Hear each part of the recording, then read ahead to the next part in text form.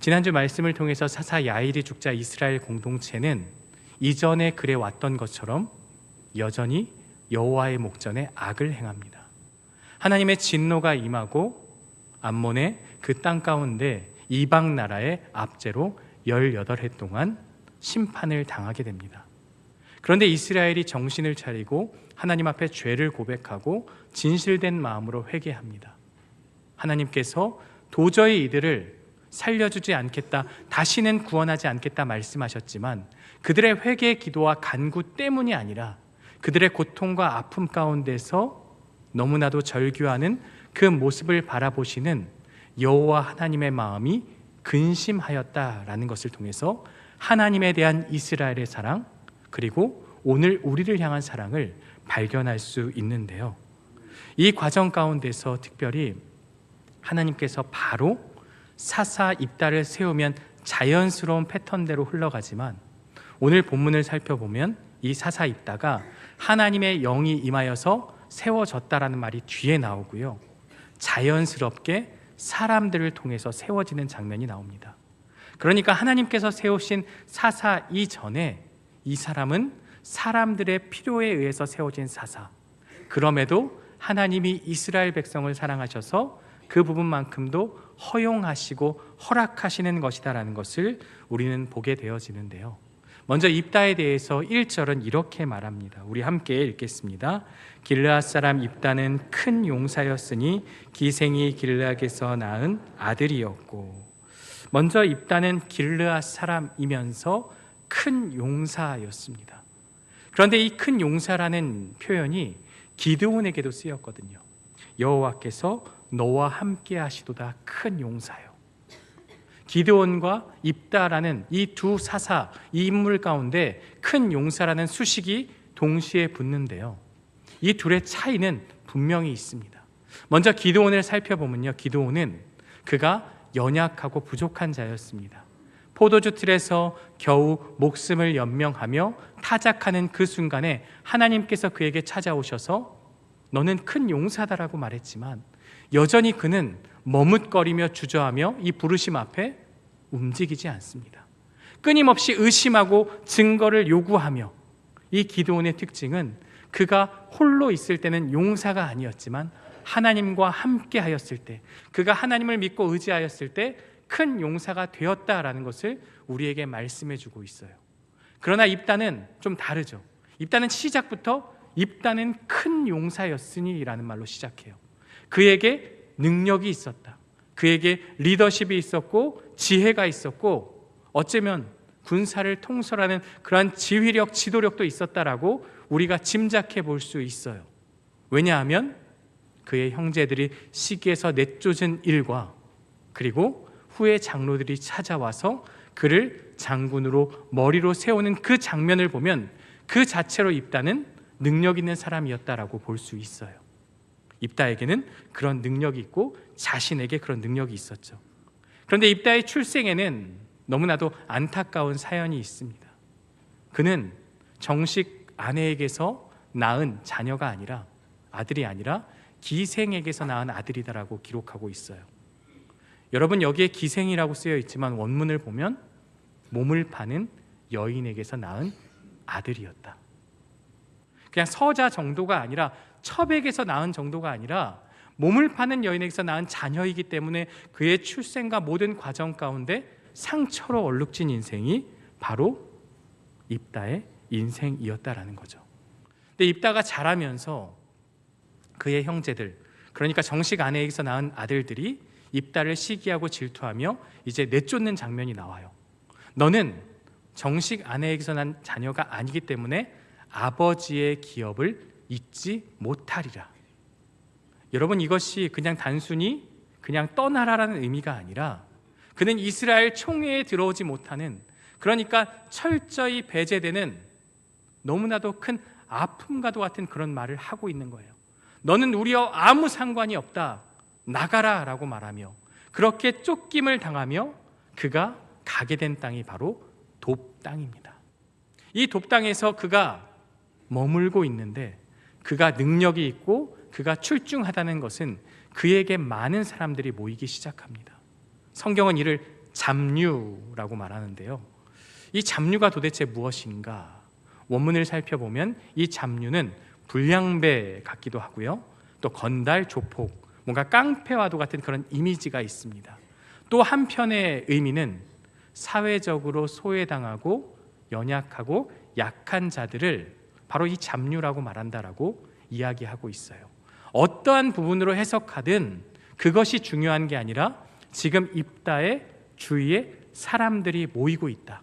그가 매력 있고 능력 있는 사람이었다. 그가 과연 용사로 불릴만 하다라는 것을 우리는 말씀을 통해서 볼 수 있습니다. 그런데 이제 입다가 이 전쟁의 전면에 나올 계기가 발생하는데요. 10장 18절 말씀입니다. 우리 함께 읽어볼까요? 길르앗 백성과 방백들이 서로 이르되 암몬 자손과 싸움을 시작하랴. 그가 길르앗 모든 주민의 머리가 되리라 하니라. 이제 암몬이 쳐들어와서 길르앗에 진을 치고 있고요. 이스라엘도 그에 맞서서 미스바에 진을 치고 있습니다. 그런데 문제는 그 군사들을 이끌고 나가 싸울 장수가 없다는 데 있어요. 지금 이스라엘의 형편이 그래요. 누군가가 나서서 저 사람들과 싸워 승리해야 함에도 누군가 나서지 않는 머뭇거리는 상황, 서로 미루는 상황. 그래서 급기야 이런 조건까지 걸게 되죠. 그들 중에 누군가 앞장서는 사람은 이스라엘의 머리가 되리라. 여러분, 이 말씀 가운데 큰 문제가 있습니다. 사실 하나님께 묻고 하나님께 도움을 요청하고 하나님께 나아가야 합니다. 근데 자기들끼리 하나님의 응답이 지연되니까, 하나님께서 사사를 세우지 않으니까 자기들의 생각대로 의논하면서 누군가를 지도자로 세우자라고 말하는 그러한 죄를 범하고 있는 것이죠. 사실 누가 싸울까라는 그 내용은 1장에도 기록된 말씀입니다. 누가 먼저 싸우리까라는 그 질문에 하나님은 유다가 먼저 나가라라고 분명하게 말씀하셨습니다. 그러니까 하나님께 묻고 하나님의 뜻을 구하는 것이 아니라 자기들 스스로 의논하고 자기들 스스로 판단해서 지도자를 세운다라는 것, 이 시대의 영적인 그들의 상태를 꼬집어서 이야기하고 있습니다. 6절인데요. 우리의 장관이 되라. 가장 먼저 제시한 플랜 A는 우리의 장관이 되어 달라는 거예요. 이 장관이라는 단어가 원어로 카친이라고 하는데 그냥 군사의 지휘관을 뜻해요. 그런데 이 속뜻은 장로들의 지도를 받는, 장로 밑에 있는 그런 장수 지휘관이다라는 거예요. 그러니까 이들은 입다를 모셔오긴 해야 하지만 처음부터 좋은 카드를 내밀지 않아요.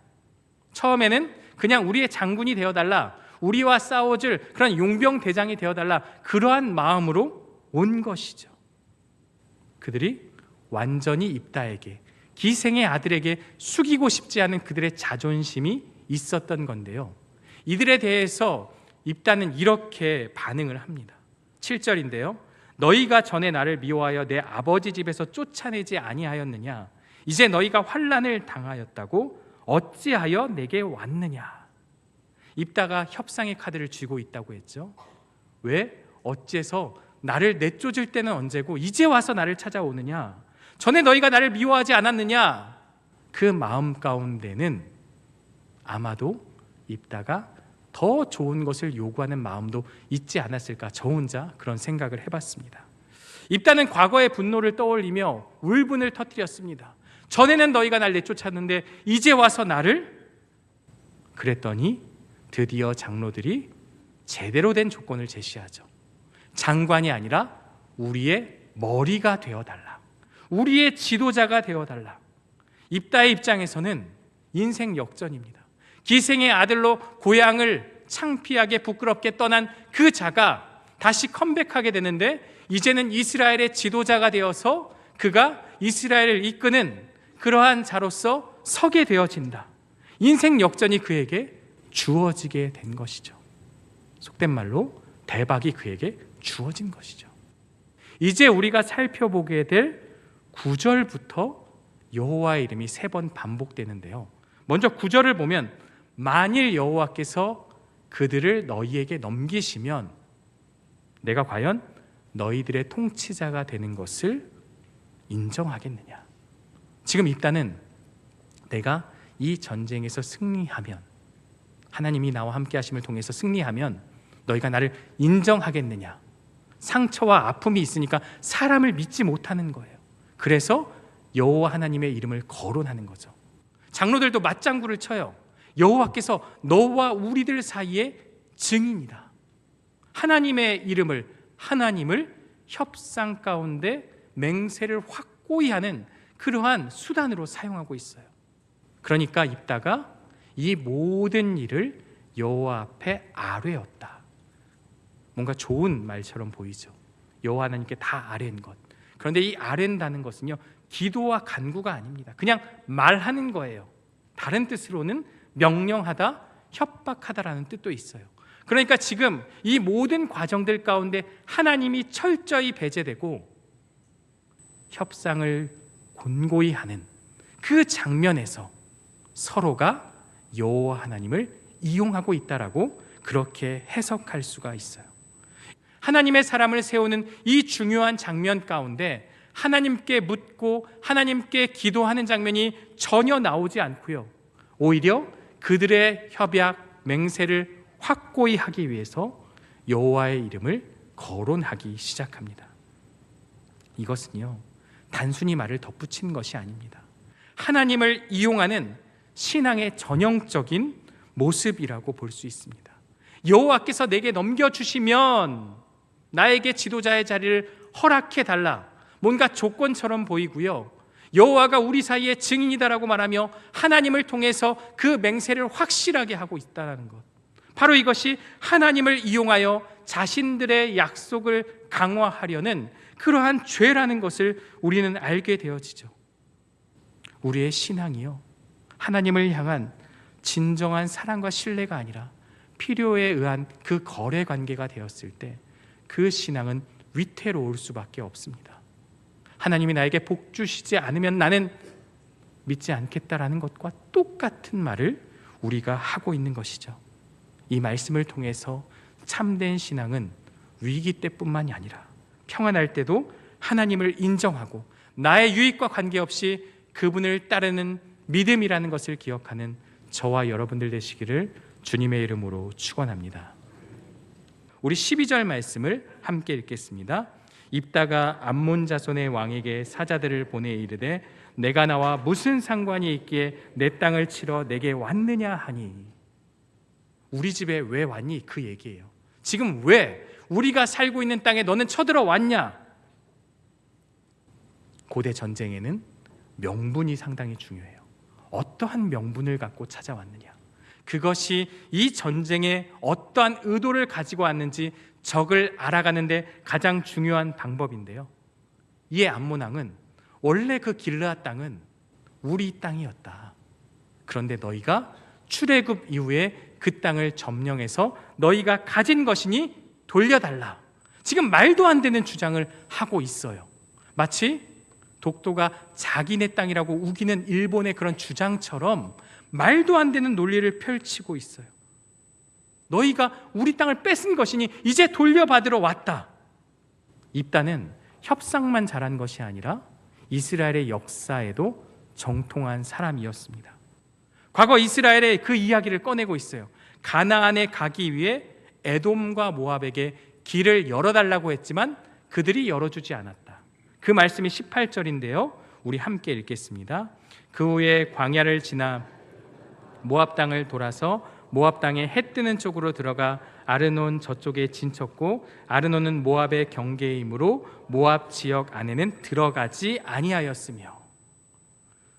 사실 이 길로 가야 가나안까지 가는 최적의 경로, 왕의 대로라고 볼 수 있어요.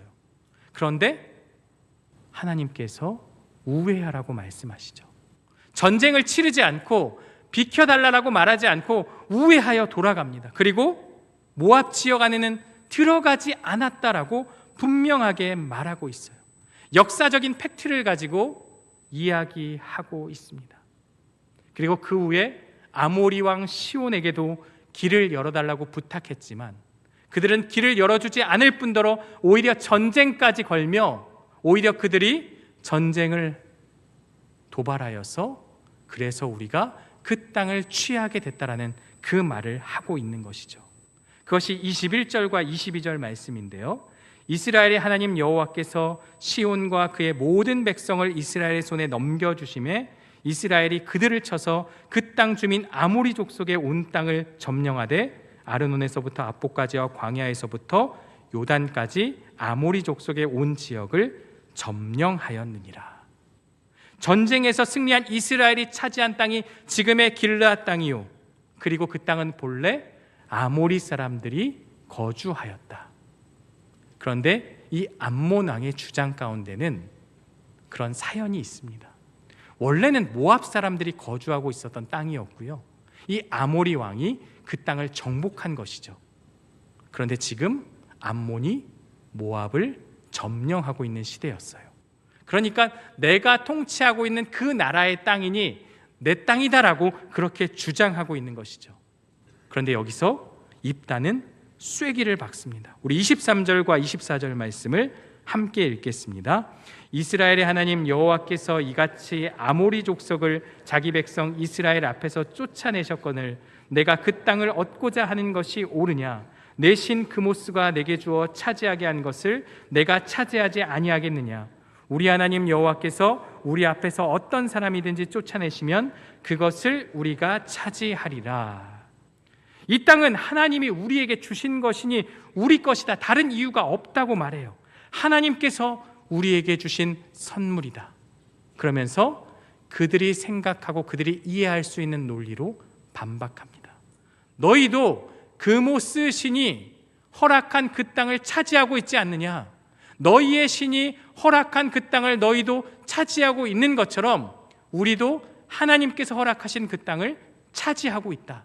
지금 그 말을 하고 있는 거예요. 하나님께서 우리에게 허락하신 땅, 너희도 너희 신이 허락하신 땅이니 너희들이 주장하는 그 논리가 맞지 않다. 그 신을 인정해서 지금 입다가 고백하고 있는 것이 아니라 그들이 이해하기 쉽게 같은 방법으로 설명하고 있는 것이죠. 25절을 보면 발락의 이야기를 꺼내고 있어요. 모압왕 발락도 지금 그 땅을 취하려고 우리에게 도전하였으나 오히려 저주하기를 원했지만 하나님께서 축복으로 바꾸시고 그 땅을 취하지 못했다. 발락은 너보다 더 강성한 사람이 아니었느냐? 암몬의 자존심을 긁고 있는 것이죠. 그러면서 300년 동안이나 너희가 그 땅이 너희 땅이라면 진작부터 취해야지 300년이 지난 이 시점에 와서 이제 와서 너희 땅이라고 주장하는 것은 잘못된 것이다 라고 말하며 그렇게 따지고 그렇게 반박하고 있습니다. 여기에 암몬 왕은 아무런 대답을 할 수가 없었죠. 그러니까 전쟁을 하게 된 것입니다. 그런데요, 입다가 뒤에 가서 잘못된 서원을 하고 동족을 치는 잘못을 하고 있지만 이 전쟁을 앞두고 매우 바른 신앙의 고백을 하고 있습니다. 이 전쟁에서 승리하게 만든 것은요, 그가 큰 용사여서 협상가여서 능력이 있어서가 아니라 여호와 하나님께서 그와 함께 하셨기 때문인데요. 우리 20절, 27절 승리의 비결을 함께 읽어보도록 하겠습니다. 내가 내게 죄를 짓지 아니하거든 내가 나를 쳐서 내게 악을 행하고자 하는도다. 원하건대 심판하시는 여호와께서 오늘 이스라엘 자손과 암몬 자손 사이에 판결하시옵소서 하였으나. 여기 심판, 판결이라는 단어가 나와요. 여호와 하나님께서 심판하시고 판결하시고 판단하신다. 이 단어의 어원이 쇼페트라고 하는 사사라는 말의 기원이 되는 것입니다. 이스라엘 백성들은 각자 자기의 소견에 오른 대로 왕이 없어서 그런 일을 하였다라고 중심구절이 그것을 말하지만 또 다른 중심구절이 바로 이 27절인데요. 여호와 하나님께서 우리의 사사가 되어주신다. 여러분, 이 사사, 쇼페트 앞에 더라는 정관사가 붙어 있습니다. 그 사사, 바로 그 사사, 단 한 분밖에 없는 사사가 바로 여호와 하나님이라는 것을 지금 입다의 입술을 통해서 고백하고 있는 것입니다. 하나님을 재판관으로, 하나님을 판단자로 지금 너희를 심판하실 것이다라는 멋진 믿음의 고백을 하고 있는 것이죠. 지금까지 입다의 이야기를 살펴보면요, 그는 분명 하나님에 대한 바른 지식을 갖고 있는 사람이었습니다. 그런데 여기에 가장 큰 모순이 있습니다. 그가 끝까지 이 말씀에 입각해서 삶이 실천이 되었다면 좋은 사사로 기록되었지만, 그는 하나님을 아는 지식이 삶의 모습으로 나타나지 않았습니다. 하나님의 뜻을 알고 있음에도, 누구보다 잘 알고 있었지만, 그는 모순적으로 그의 삶의 모습은 잘못된 길로 가게 되었다라는 것입니다. 왜 그는 그의 개인의 삶 속에서 그 지식을 온전히 적용하지 못했을까요? 물론 그의 출생, 그의 환경이 그를 그렇게 만들었을 수 있습니다. 그렇다면 모든 불우한 사람은 이러한 삶을 살아야 합니다. 그러나 그렇지 않습니다. 그의 환경이 그럴지라도 더더욱 하나님을 의지하고 살아야만 했죠. 그는 능력이 있었습니다. 이 협상 가운데서도, 장로들과의 그 협상에서도 주도권을 잡았고, 암몬왕과의 논쟁에서도 승리하였습니다. 그러나 이후 그는 상처와 불안이라는 그것의 노예가 되고, 또한 자신을 인정받기 위해서, 그 약속을 확고히 하기 위해서 하나님을 이용하고 자신을 의지하는 그러한 잘못을 범하고 있는 것입니다. 입다의 삶은 그의 인생 가운데서 그의 불우한 환경이 비롯된 결과다라고 말할 수도 있지만, 또 인정받고 싶은 욕구 때문에 그럴 수 있다라고 말할 수 있지만, 그에게는 하나님보다 자기 자신의 능력, 자기 자신의 욕심이 그의 마음 가운데 자리 잡고 있었던 것입니다. 오늘 우리도 입다처럼 하나님의 말씀에 대한 지식이 뛰어날 수 있습니다. 그러나 그 지식이 삶의 능력이 되지 못하고 우리의 상처와 결핍이, 나의 욕심이 나의 행동을 지배할 때 우리는 하나님을 이용하는 모순적인 신앙생활을 할 수 있습니다. 하나님은 입다의 부족함에도 불구하고 그를 사용하셔서 이스라엘을 구원하셨습니다. 하지만 그의 인생의 전반에 걸쳐서 그의 삶은 우리에게 경고하고 있습니다.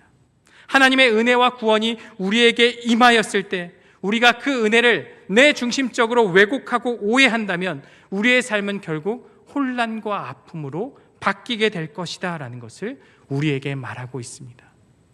사랑하는 성도 여러분, 입다의 모순적인 삶을 통해서 우리들의 모습을 돌아보게 됩니다.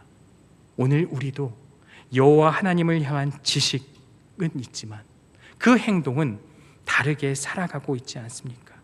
입다처럼 지식과 행동이 분리된 삶을 살아가고 있지 않습니까? 마음속에 깊은 상처 때문에 내가 그렇게 살아간다고 내 삶의 모습을 정당화하고 있지 않습니까? 세상 사람들이 다 그 길을 가기 때문에 그것이 마땅하다고 그렇게 고백하고 있지 않습니까? 여러분, 우리 삶의 상처와 아픔은 하나님의 말씀으로 치유되어야 합니다. 결코 나의 욕심과 나의 삶의 모습으로, 세상의 힘과 능력으로 채울 수 없다는 것을 오늘 우리에게 말씀해 주고 있습니다. 참된 큰 용사는 자신의 능력이 아니라 오직 하나님을 신뢰할 때 그 용사가 된다는 것을 우리는 말씀을 통해서 보게 되어집니다. 이 입다의 삶을 통해서 우리 삶의 진정한 사사는 오직 여호와 하나님임을 기억하고, 나의 삶에 있어서 그 판단의 기준이 하나님이 되어야 하고, 나의 삶의 중심이 되는 것이 하나님이 되어야 하고, 내가 아닌 하나님의 말씀 가운데서 살아가는 저와 여러분들 되시기를 주님의 이름으로 축원합니다.